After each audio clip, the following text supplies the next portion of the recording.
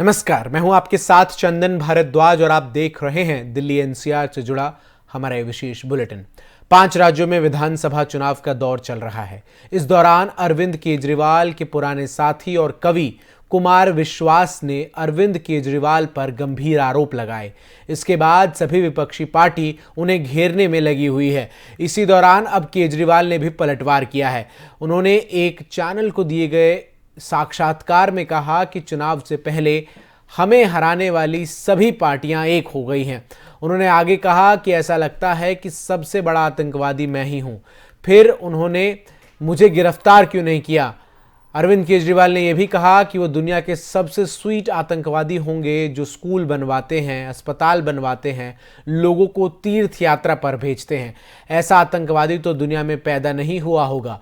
केजरीवाल ने कहा कि 3-4 दिन से ऐसा लग रहा है कि केजरीवाल 10 साल से प्लान बना रहा है कि देश के 2 टुकड़े करने हैं। एक टुकड़े का वो प्रधानमंत्री बनना चाहता है।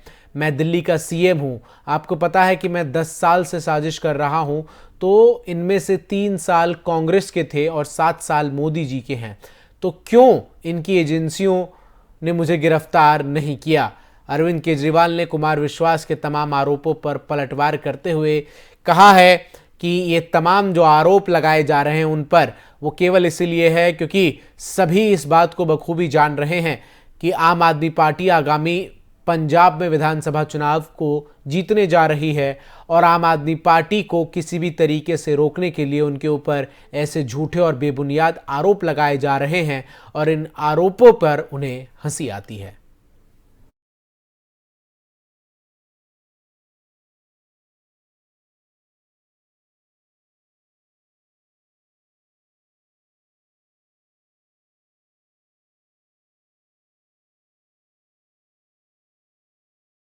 दिल्ली में आम आदमी पार्टी की निगम पार्षद गीता रावत को सीबीआई की एंटी करप्शन ब्रांच ने रंगे हाथों रिश्वत लेते गिरफ्तार किया है। दिल्ली में सरकारी काम करने के लिए रिश्वत की डिमांड की गई थी। आरोपी महिला प्रदेश के उप मुख्यमंत्री मनीष सिसोदिया के पड़पड़गंज विधानसभा क्षेत्र स्थित विनोद नगर वार्ड की पार्षद हैं। पूर्वी दिल्ली के वार्ड नंबर 217/10 ई वेस्ट विनोद नगर की पार्षद गीता रावत के खिलाफ सीबीआई ने इस कार्रवाई को अंजाम दिया है। एक मूंगफली व्यापारी के जरिए गीता रावत के पास रिश्वत की कमाई जाती थी और इसको लेकर सीबीआई ने कल गीता रावत को रंगे हाथ गिरफ्तार किया, जिसके बाद दिल्ली में एमसीडी चुनाव के इस साल से पहले आम आदमी पार्टी पर बीजेपी हमलावर होती हुई नजर आई। गीता रावत को दिल्ली पुलिस ने गिरफ्तार किया है। सीबीआई की एंटी करप्शन ब्रांच ने रंगे हाथ उन्हें रिश्वत लेते हुए पकड़ा। दिल्ली सरकार जो है वो लगातार इस बात का दावा करती है कि अब दिल्ली के तमाम सरकारी दफ्तरों में बिना घूस के काम होता है, लेकिन गीता रावत की गिरफ्तारी कहीं ना कहीं दिल्ली सरकार के इन दावों पर बड़ा प्रश्न चिन्ह खड़ा करती है। दिल्ली में सरकारी काम करने के लिए रिश्वत की डिमांड की गई थी।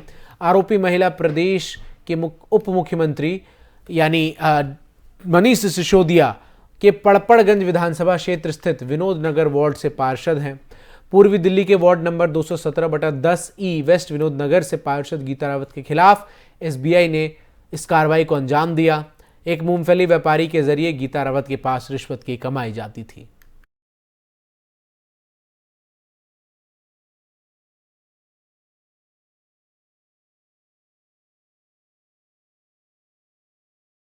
रुक करते हैं अब अगली खबर का। देश की आजादी की 75वीं वर्षगांठ अपने लोगों के गौरवशाली इतिहास, संस्कृति और उपलब्धियों के उपलक्ष्य में देशवासी आजादी का अमृत महोत्सव मना रहे हैं।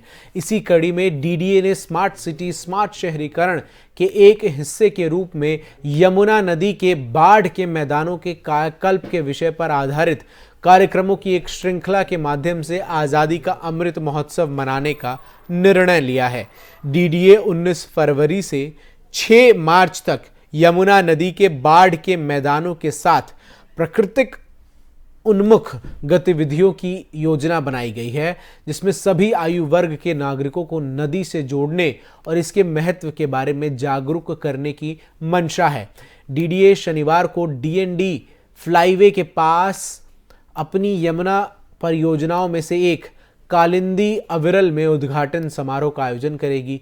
इस दौरान आज़ादी दर्शन एक रेत कला कार्यशाला का भी आयोजन किया जाएगा।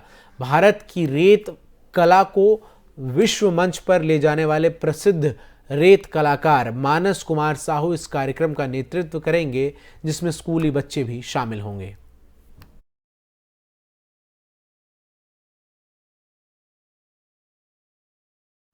आज से यानी 18 फरवरी से दिल्ली में साहित्य मेला लगने जा रहा है। ये साहित्य मेले का 10वां संस्करण है। 27 फरवरी तक चलने वाले इस मेले का आयोजन इस बार भी कोरोना की वजह से ऑनलाइन प्लेटफॉर्म पर किया जाएगा। मेले में विभिन्न मंत्रियों से लेकर लेखक और कलाकार शामिल होंगे। कोरोना महामारी के लॉकडाउन के साथ ही पिछले साल 9वें संस्करण को ऑनलाइन डिजिटल प्लेटफॉर्म पर स्थानांतरित कर दिया गया था, जिसमें लेखक और मॉडरेटर वर्चुअल रूप से जुड़े थे। महामारी की वजह से पिछले साल की तरह इस साल भी महोत्सव के 10वें संस्करण को ऑनलाइन डिजिटल प्लेटफॉर्म्स पर आयोजित किया जाएगा। महोत्सव की निदेशक भारती भार्गव ने कहा कि पिछले 2 सालों से दिल्ली साहित्य महोत्सव ने वास्तव में प्रौद्योगिकी का लाभ उठाया है। इस दौरान न केवल केंद्रीय मंत्रियों, नोबेल पुरस्कार विजेताओं और बेस्ट सेलर लेखकों ने भाग लिया है, बल्कि दर्शकों और प्रतिभागियों के मामले में भी व्यापक पहुंच सुनिश्चित की गई है। डिजिटल प्लेटफॉर्म्स ने दुनिया भर में फैले दर्शकों के साथ व्यापक जुड़ाव के अवसर भी प्रदान किए हैं।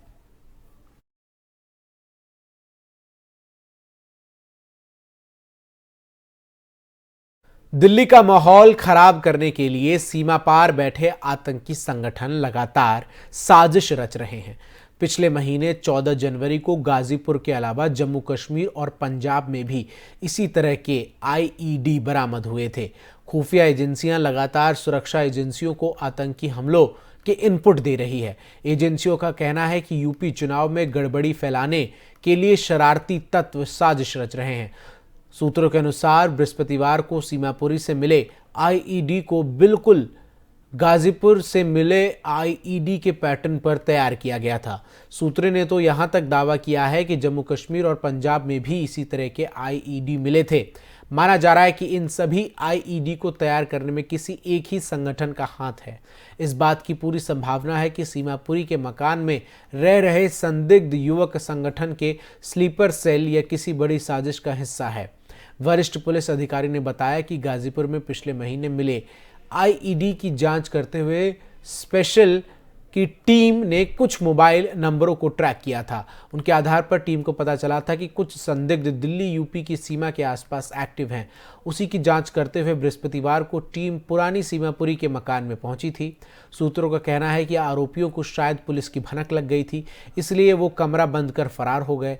आईईडी मिलने के बाद पुलिस ने पूरी बिल्डिंग से लोगों को निकालकर उसकी तलाशी ली।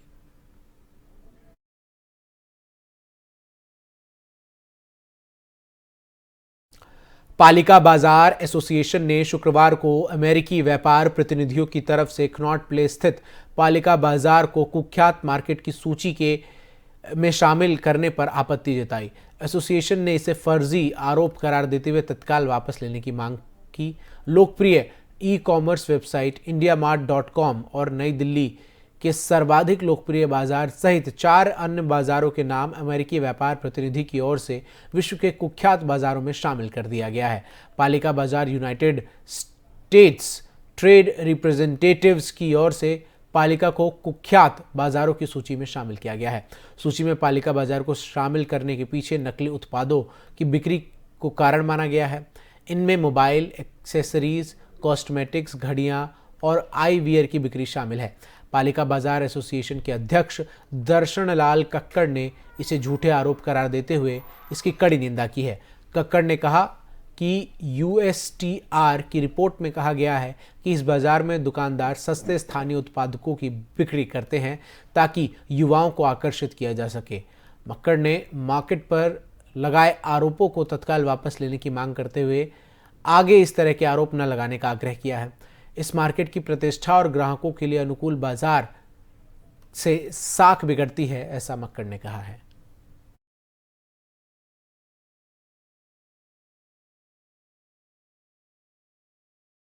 आज प्रधानमंत्री नरेंद्र मोदी ने किसानों की मदद करने के उद्देश्य से एक विशेष अभियान में देश के कई शहरों और कस्बों में पूरे भारत के खेतों में कीटनाशक का छिड़काव करने के लिए 100 किसान ड्रोनों को हरी झंडी दिखाई।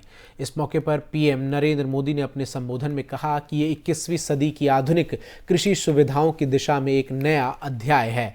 उन्हें भरोसा है कि ये शुरुआत न केवल ड्रोन सेक्टर के विकास में मील का पत्थर साबित होगी, बल्कि असीमित संभावनाओं के लिए भी आसमान खोल देगी। इसके साथ ही पीएम मोदी ने कहा कि गरुड़ एयरस्पेस ने अगले 2 सालों में 1 lakh made in India drone बनाने का टारगेट रखा है। इससे युवाओं के लिए नए रोजगार और नए अवसर पैदा होंगे। अगर नीतियां सही हो तो देश कितनी ऊंची उड़ान भर सकता है, आज का दिवस इसका बड़ा उदाहरण है। कुछ साल पहले तक देश में जब ड्रोन का नाम लिया जाता था तो लगता था कि ये सेना से जुड़ी हुई कोई व्यवस्था है, ये दुश्मनों से मुकाबला करने के लिए उपयोग में आने वाली चीजें हैं, उसी दायरे में सोचा जाता था। लेकिन आज हम मानेसर में किसान ड्रोन सुविधाओं का उद्घाटन कर रहे हैं। ये 21वीं सदी की आधुनिक कृषि व्यवस्था की दिशा में एक नया अध्याय है। मुझे विश्वास है ये शुरुआत न केवल ड्रोन सेक्टर के विकास में मील का पत्थर साबित होगी, बल्कि इसमें संभावनाओं का एक अनंत आकाश भी खुलेगा। पिछले कुछ वर्षों में देश में जो रिफॉर्म्स हुए हैं, युवाओं और प्राइवेट सेक्टर उसे एक नई ताकत दी है। ड्रोन को लेकर भी भारत ने आशंकाओं में समय नहीं गंवाया। हमने युवा टैलेंट पर भरोसा किया और नई सोच के साथ आगे बढ़े। इस बार के बजट में हुई घोषणाओं से लेकर अन्य नीतिगत फैसलों में देश ने खुलकर टेक्नोलॉजी और इनोवेशन को प्राथमिकता दी है। इसके परिणाम आज हमारे सामने हैं। वर्तमान में ही हम देख रहे हैं कि ड्रोन का कितना विविध इस्तेमाल होने लगा है। अभी मीटिंग रिट्रीट के दौरान 1000 जम्मू कश्मीर में सुरक्षा और विकास के मुद्दे पर शुक्रवार को गृह मंत्रालय में उच्च स्तरीय बैठक हुई। ये बैठक गृह मंत्री अमित शाह की अध्यक्षता में की गई। इस बैठक में गृह सचिव, NSA, IB chief, army chief, Jammu Kashmir के उपराज्यपाल मनोज सिन्हा, जम्मू कश्मीर के चीफ सेक्रेटरी, जम्मू कश्मीर के डीजीपी, सीआरपीएफ और एनआईए के डीजी सहित गृह मंत्रालय के दूसरे अधिकारी भी शामिल हुए। जम्मू कश्मीर में आर्टिकल 370 हटने के बाद से ही केंद्र सरकार लगातार यहां कई योजनाओं को पहुंचाने के लिए प्रयास कर रही है। इसी कड़ी में बीते महीने जनवरी में गुड गवर्नेंस इंडेक्स को भी लॉन्च किया गया। हालांकि घाटी में आतंकी घटनाएं भी लगातार जारी हैं। ऐसे में गृह मंत्री की ये बैठक कई मायनों में खास बताई जा रही है, जिसमें कई बड़े अधिकारी भी शामिल रहे।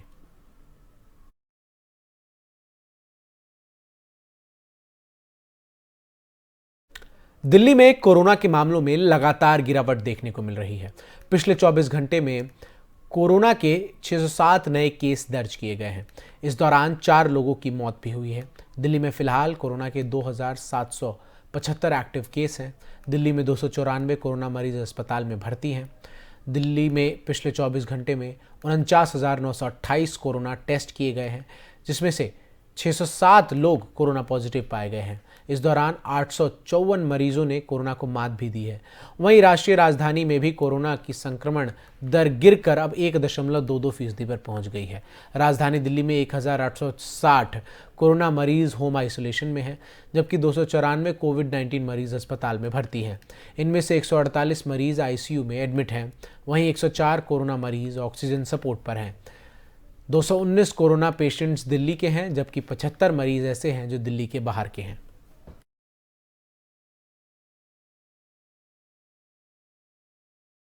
राजधानी में शुक्रवार को सूरज के बदलते तेवरों के साथ अधिकतम पारा चढ़ा है।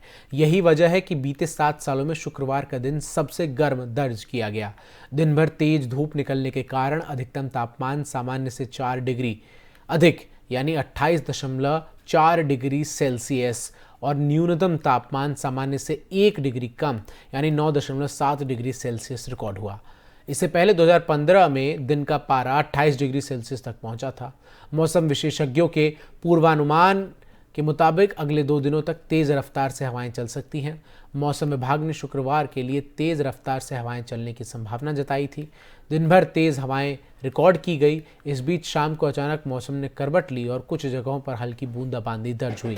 हवा में नमी का स्तर 20 से 97% रहा।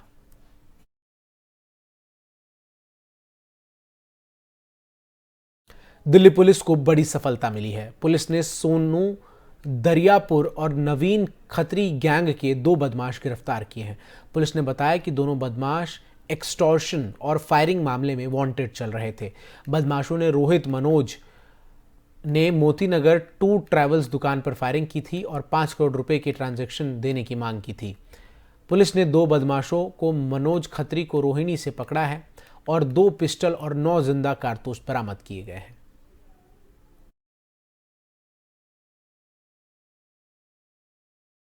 गाजियाबाद के मनौली गांव में हाई टेंशन लाइन तार को ठीक करने के दौरान संविदा लाइनमैन कर्मी की मौत हो गई। बताया जा रहा है कि शटडाउन होने के बाद संविदा कर्मी बिजली के खंबे पर फॉल्ट ठीक करने के लिए चढ़ा, तभी अचानक तार में करंट आ गया। करंट लगने से सलीम पूरी तरह झुलस गया और लाइन पर लटक गया। इसके कारण उसकी मौके पर ही मौत हो गई। लाइनमैन की मौत की खबर मिलते ही मौके पर परिजनों और ग्रामीणों की भीड़ एकत्रित हो गई। ग्रामीणों ने बिजली विभाग के अधिकारियों को मौके पर बुलवाने की मांग की और मृतक सलीम के परिजनों को 50 लाख रुपए के मुआवजा और सरकारी नौकरी देने की भी मांग की।